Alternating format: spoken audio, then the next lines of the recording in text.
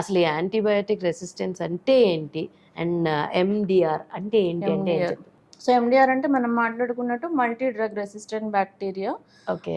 ఇంకా టర్మ్ ఉంటుంది XDR అంటే extremely drug resistant bacteria. PDR అంటే పాన్ రెసిస్టెంట్ అంటే ఉన్న అన్ని ఏదైతే డ్రగ్స్ టెస్ట్ చేసామో ఏది పనిచేయట్లేదు. ఇప్పుడు మీరు వచ్చారు, అడ్మిట్ అయ్యారు, మీరు 20 లక్షలు 50 లక్షలు ఖర్చు పెట్టండి, బట్ ఆ మెడిసిన్ పని చేయట్లేదు నేను ఇచ్చేది.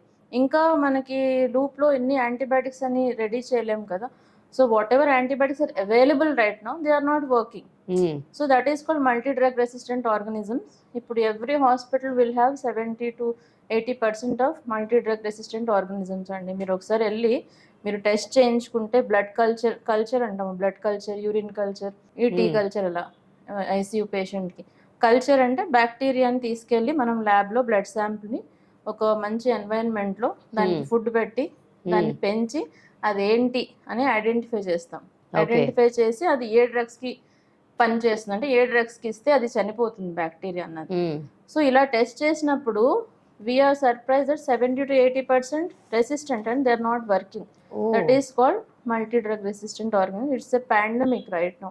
All over the world it's happening and it is causing more than 50 million deaths actually.